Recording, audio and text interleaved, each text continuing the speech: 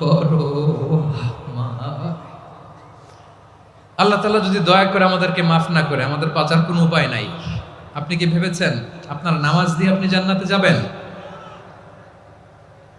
আপনি তাহাজ্জুদ গুজার, সেজদা দিতে দিতে কপালে দাগ ফেলেছেন, এটা আপনারা জান্নাতে নেবে না। আপনি এলাকার সবচেয়ে বড় হাতেম তাই দানশীল, এই দানের ভরসায় বসে আছেন, কশিন কালো না। আমাদের নামাজ, আমাদের রোজা, আমাদের ইবাদত, এগুলোকে মিজানের পাল্লায় উঠালে কোনো ওজনই হবে না। তবে আমাদের একটা কৌশল জানা আছে, আমরা আল্লাহর রহমতের ভিখারি। আমরা সেদিন আগেই গুনার স্বীকৃতি দিয়ে দেব। আমরা বলবো, আল্লাহ তুমি প্রশ্ন করার আগে তোমার একটা কথা বলি, আমারে কিছু জিজ্ঞেস করো না, আমি সব করেছি। এমন কোন পাপ নাই যে পাপ আমারে দিয়ে হয় নাই। তোমার রহমত দিয়ে তুমি জান্নাতে পাঠাবা, তোমার দয়ায় জান্নাতে যেতে চাই, আমল দিয়ে না। পারবেন বলতে? কিয়ামতের দিন আমরা বলবো, আল্লাহ আমার আমল দিয়ে জান্নাত চাই না, আমি তোমার দয়া দিয়ে জান্নাত চাই। তোমার দয়া ছাড়া আমার কোনো উপায় নাই। কারণ আল্লাহ যদি বিচার করে, বাঁচার কারো উপায় নাই। আল্লাহ যদি বলে ফেলেন তুই এটা করলি কেন, ওখানে গেলি কেন, কোরআনে 1000 বার নিষেধ করলাম তারপরেও এই পাপে জড়ালি কেন, এরকম প্রশ্ন ছুড়ে দিলে আমার উত্তর আছে? বাঁচার কোনো উপায় আছে? রোজ হাসরে হে আল্লাহ আমার করোনা বিচার, আল্লাহ করোনা বিচার।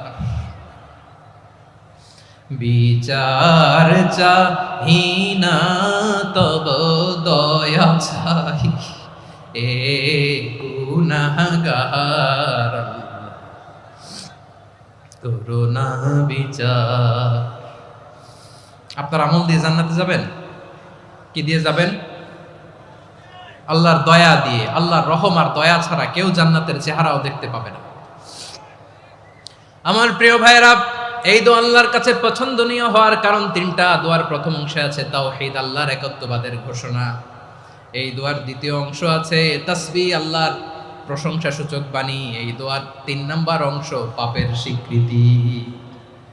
তাহলে আমরা সবাই গুনাহগার। আমরা আল্লাহর কাছে পাপের স্বীকৃতি দিয়ে বলবো, ও আল্লাহ ইন্নী কুনতু মিনাজ জালিমিন, আমরা জুলুম করেছি, পাপ করেছি, অন্যায় করেছি, আল্লাহ বুঝতে পারি নাই। শয়তানের ওয়াসওয়াসায় পড়ে, বন্ধুর পাল্লায় পড়ে, নফসের খায়েশ মিটাতে যে আল্লাহ করে ফেলেছি। তুমি গুনাহ না মাফ না করলে আমাদের গুনাহ মাফ করার দ্বিতীয় কেউ নাই। ঠিক কিনা বলেন? এভাবে অনুতপ্ত হয়ে যদি আল্লাহর কাছে দোয়া করেন, দেয়ালে পিঠ থেকে গেছে, কোনো রাস্তা নাই বের হওয়ার, ওই মুহূর্তেও আপনাকে বিপদ থেকে উদ্ধার করবে কে? বিশ্বনবী চরম বিপদে পড়লে 2টা দোয়া পড়তেন। প্রথম হলো এটা, লা ইলাহা ইল্লা আনতা সুবহানাকা ইন্নী কুনতু মিনাল জালিমিন। এই দোয়াটা আমরা বেশি বেশি পড়ব প্রিয় ভাইরা। রাজি আছেন? সবাই আওয়াজ করে পড়ুন ইনশাআল্লাহ। আমার প্রিয় ভাইয়েরা, বিপদে পড়লে বিশ্বনবী আরো একটা দোয়া পড়তেন, লা ইলাহা ইল্লাল্লাহুল আযীমুল হালিম, লা ইলাহা ইল্লাল্লাহু রাব্বুল আরশিল আযীম, লা ইলাহা ইল্লাল্লাহু রাব্বুস সামাওয়াতি ওয়াল আরদি ওয়া রাব্বুল আরশিল কারীম। এই যে বললাম, রেকর্ড হয়ে গেছে। এখন তো আর ইনস্ট্যান্ট মুখস্থ না হলো, পরে মুখস্থ করে নেবেন। আল্লাহ ছাড়া কোনো উপাস্য নাই, তিনি সুমহান, মহা সহিষ্ণু। আল্লাহ ছাড়া কোনো উপাস্য নাই, তিনি সুমহান, আরশের অধিপতি। আল্লাহ ছাড়া কোনো উপাস্য নাই, তিনি আকাশের মালিক, জমিনের মালিক, তিনি সুবিশাল আরশের অধিপতি। সুবহানাল্লাহ পড়েন। এই দোয়াটা কেউ যদি পড়ে যদি এর ওসিলা করে দোয়া করে, তাকে বিপদ থেকে মুক্তি দেয় কে? মনে থাকবে আপনাদের? তাহলে বিপদের প্রথম ধাক্কায় কি যেন পড়তে হয়? ইন্না লিল্লাহ। তারপরে কি বলে আল্লাহর কাছে নিজেকে সঁপে দিতে হয়? দেয়ালে পিঠ থেকে গেলে লা ইলাহা ইল্লা আনতা সুবহানাকা ইন্নী কুনতু মিনাজ জালিমিন।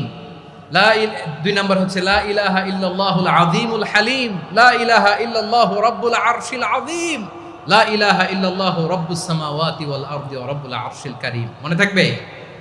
ইনশাআল্লাহ বলেন সবাই, আওয়াজ করে সবাই ইনশাআল্লাহ।